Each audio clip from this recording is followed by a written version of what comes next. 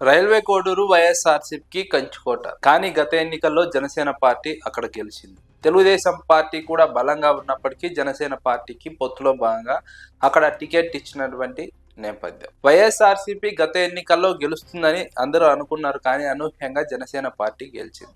Telugu Desam party సహకారంతో జనసేన పార్టీకి ఉన్నటువంటి బలంతో రైల్వే కోడూరులో జనసేన పార్టీ గెలిచిన నేపథ్యంలో వైఎస్ఆర్సీపీ ఇప్పుడు కొత్త వ్యూహంతో ముందుకు వెళ్లాలని నిర్ణయించుకున్నట్టు రాజకీయ వర్గాల్లో ఒక చర్చ సాగుతోంది. కొరముట్ల శ్రీనివాసులు వైఎస్ జగన్మోహన్ రెడ్డి వైఎస్ఆర్సీపీ స్థాపించినప్పటి నుంచి జగన్మోహన్ రెడ్డితో కలిసి నడిచారు. జగన్మోహన్ రెడ్డికి అండగా నిలబడ్డారు. కానీ 2024 ఎన్నికల్లో ఓటమి తర్వాత పార్టీకి దూరం అయ్యారు అన్న ఒక చర్చ ఉంది. పార్టీ కార్యక్రమాల్లో యాక్టివ్గా పాల్గొనడం లేదన్న ఒక చర్చ ఉంది. నియోజకవర్గంలో కార్యకర్తలకు అండగా నిలబడడం లేదన్న ఒక చర్చ ఉంది. ఈ నేపథ్యంలో వైఎస్ జగన్మోహన్ రెడ్డి కొరముట్ల శ్రీనివాసుల స్థానంలో కొత్త ఇన్ఛార్జిని తెర మీదకు తీసుకురాబోతున్నట్టు ఒక చర్చ ఉంది. కొరముట్ల శ్రీనివాసులను పక్కన పెట్టి ఆ స్థానంలో రైల్వే కోడూరు వైస్ ఎంపీపీగా ఉన్న రామిరెడ్డి ధ్వజారెడ్డిని ఇన్ఛార్జిగా నియమించబోతున్నారు అన్న ఒక చర్చ ఉంది. అయితే రైల్వే కోడూరు నియోజకవర్గం ఎస్సీ రిజర్వ్డ్ నియోజకవర్గం అయినప్పటికీ త్వరలో జరిగిపోయే డీలిమిటేషన్ లో జనరల్ గా మారబోతుంది అన్న ఒక ప్రచారం ఉంది. ఈ ప్రచారం నేపథ్యంలోనే వైఎస్ఆర్సీపీ కొరముట్ల శ్రీనివాసుల స్థానంలో ధ్వజారెడ్డిని తెర మీదకు తీసుకురాబోతుంది అన్న చర్చ కూడా ఉంది. ధ్వజారెడ్డి వైస్ ఎంపీపీగా ఉన్నప్పటికీ పార్టీలో క్రియాశీలకంగా ఉన్నారు.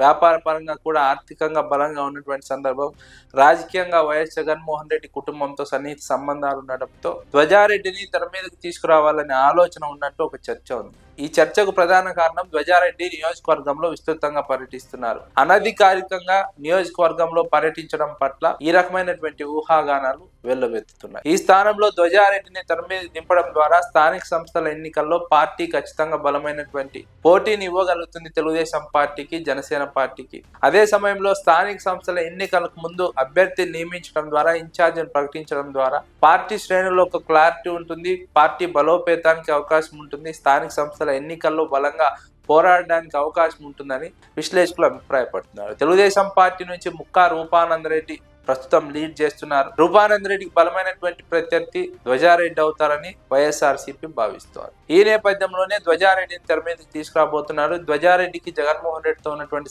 సన్నిహిత సంబంధాలు, అదేవిధంగా రెడ్డి సామాజిక వర్గ నేపథ్యం, ఆర్థికంగా బలమైనటువంటి అభ్యర్థి కావడం, ఇవన్నీ కలిసి వచ్చి ధ్వజారెడ్డిని తెర మీదకి తీసుకురావడానికి వైఎస్ఆర్సీపీ వ్యూహాత్మకంగా కదిలినట్టు విశ్లేషకులు అభిప్రాయపడుతున్నారు. కొరముట్ల శ్రీనివాసులు నియోజకవర్గంలో ఇనాక్టివ్ గా మారడం ధ్వజారెడ్డిని తెర మీదకి తీసుకురావడానికి ప్రధాన కారణంగా అంచనా వేయవచ్చు. కొరముట్ల శ్రీనివాసులు ఎందుకు నియోజకవర్గంలో ఇనాక్టివ్ గా మారారు, పార్టీ కార్యక్రమాల్లో అంటిముట్టినట్టుగా వ్యవహరిస్తున్నారు, అడపాదడపా మాత్రమే కనిపిస్తున్నారు అన్న అంశం పైన స్పష్టత లేదు. కానీ ఎందుకో ఇనాక్టివ్ అయ్యారు. ఇనాక్టివ్ అయిన నేపథ్యంలోనే నియోజకవర్గం ఇన్ఛార్జిని మార్చాలని జగన్మోహన్ రెడ్డి నిర్ణయానికి వచ్చినట్టు తెలుస్తున్నారు. వచ్చే ఎన్నికల్లో అధికారంలోకి రావడమే లక్ష్యం. అధికారంలోకి వచ్చే క్రమంలో ఫ్యామిలీని, ఫ్రెండ్షిప్ ని పక్కన పెట్టాలి.